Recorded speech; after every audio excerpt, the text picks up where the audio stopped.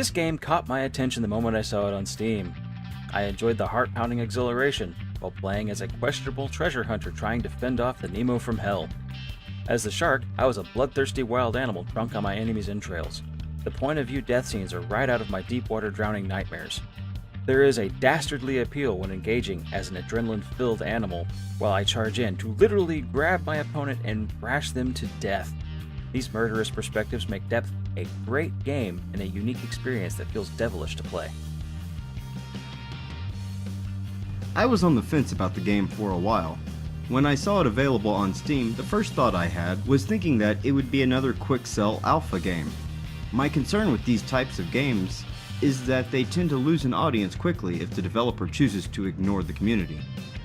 However, over a few months, I noted the expansive nature of the game and noticed that the developer used an awesome method to allow players the ability to unlock skins over time. This system allowed you to get varied skins and achievements from victories. The skin to win behavior, though, gives the game the stink of that microtransaction feel when knowing that a person can buy as many chests as they please and get their unlocks through that method. However, that feeling quickly passes, as you will find yourself swimming in a fast-paced, heart-bursting excitement of gameplay that is not only memorable, but awesome. The community is small, but dedicated to playing. Sometimes you get stuck with the same players for a couple rounds in a row. This can be good or bad depending on the match because the game does not mix up player teams for a couple of rounds. Yeah, I agree. But the multiplayer experience was fine as long as you didn't mind only finding matches with the quick match system. Also, apparently those who still play seem to have a fetish with the game mode Blood and Money. I came to this conclusion when Jack and I waited for over 30 minutes trying to get a Megalodon hunt to start. Yeah, a 30-minute wait. On the whole though, the multiplayer worked fine when players connected.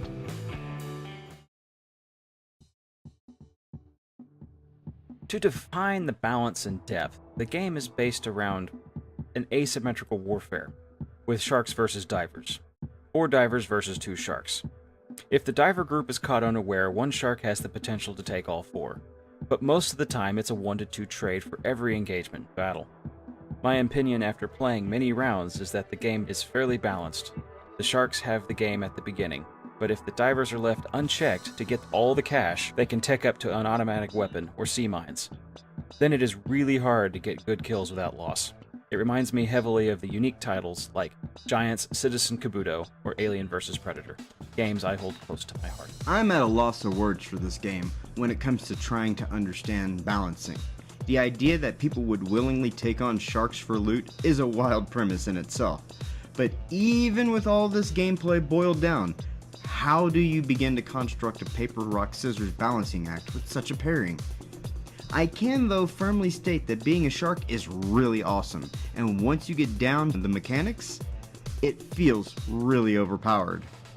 Keep in mind, it is still possible to lose a round when you play as the sharks, if the opposing divers are smart enough to counter with build traits. It is for this reason alone that I can believe that the game has a balance to it. Also, if you really need to know what the balance is like directly, while we were investigating this title, we found a Steam guide created by Ray G Quit Penalty explaining the extreme nature of this balancing system. So, for all you crybabies out there who complain that sharks are overpowered, get over it. For me, despite various small nuisances, this title is still a fun and awesome engagement. I really enjoyed the asymmetrical strategy. The maps are expansive, there are many secret paths you can find while destroying the underwater terrain as a shark. Life under the Steve bot is a heart attack inducing situation when you have no idea where the sharks will come from. This creates haunting scenarios of terror in an underwater abyss. As a nervous diver, when you finally kill a shark, it creates an endorphin rush from the tension that has been building while gathering the treasure. The gameplay of each side provides a different style of fun as you unlock the full potential of your character. I have to agree, replay value is amazing. Even though our playtime was around under 50 matches, each map gave a new feel to the aquatic fun. which in turn allowed for hours to go by without the heavy notice of a grind. This works out for their system due to the fact that there is going to be a large amount of grind in order to gather all of your unlocks with your profile. First problem I noticed was that I got lost multiple times when attempting to learn the shark mechanic. When you start off hunting as a shark, the biggest problem you'll have is that it feels as though the time is against you. This goes away as you learn the maps and figure out the appropriate builds to help you navigate the dangerous waters. Another problem I noted was that there were game modes we wanted to play, but no one was frequenting those missions. This annoyed me considering that we waited 30 minutes for a Megalodon hunt.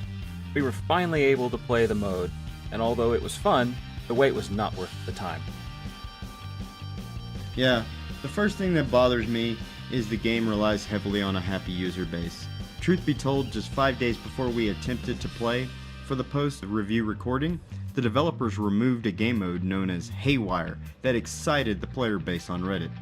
This mode was supposed to be a diver versus diver situation, and it looked like plenty of fun.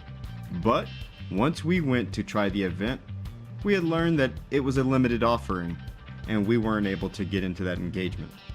The developer has stated though that there will be more event-like gameplay opportunities in the future. The other point Jack and I agree on is that these maps are enormous, with little or no direction given to the sharks after they spawn. So, as an example, if you become lost within a sunken ship and have to go far away from the group just to loop back, so as to catch up to them, you end up losing time. Now, you can get a trait called hydroacoustics that will ease this problem, but it's not much variety in skill choice if you have to always choose a specific one in order to be decently combative. Sometimes you are facing the same opponents over and over, and rounds become a troublesome bloodbath when fighting the same skillful players. Also, what the hell is the point of putting a random button for diver or shark preference? 9 times out of 10, you end up as a diver. The developers need to revisit the matchmaking mechanics to allow for more matches to suit an audience that is 3 times more likely to queue as a shark. Some major changes that I think would work well would be to add a new game mode involving seals, and also to change the player selection from shark versus diver to something like aquatics versus divers.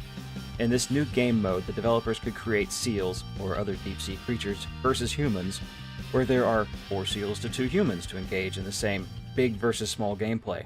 This mechanic would also allow for the overflow of shark-oriented players by lumping them into an aquatic classification. That's a great idea. And another thing that I would do to help fill in the gap would be to allow the player base to create rounds with bots as teammates. This change could possibly help with the extensive wait times for those players wanting to be shark or to try other game modes. I know for a fact too that the servers have bot mechanics, as when a player drops the match, a bot fills the position of that missing teammate. Since this mechanism exists, the developers should allow these bots for player-based use. These changes, I feel, will add a level of enhancement to overall gameplay and provide a needed change for the community as well.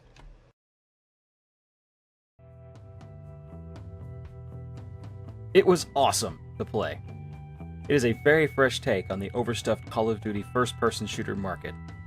I'm happy to see game balance not just be ADR ratios and numbers of players on both sides, but types and style of play available.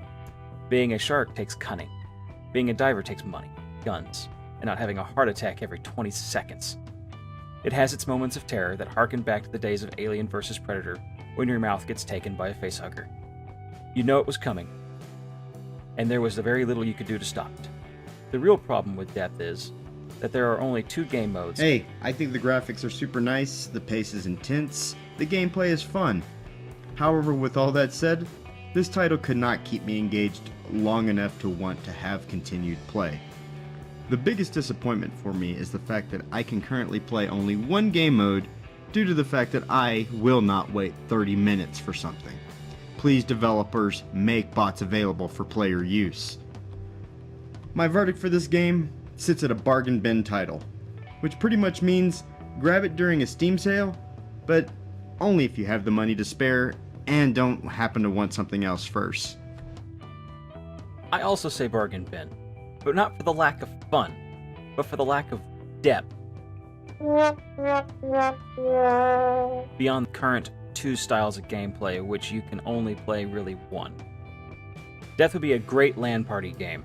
The screams and whimpers over Discord were well worth the price of admission, and we will love to get more content out of this title. So between us, we will have to give this review a bargain bin. Thanks for joining us for the review, and if you enjoyed this video, please make sure to like and subscribe.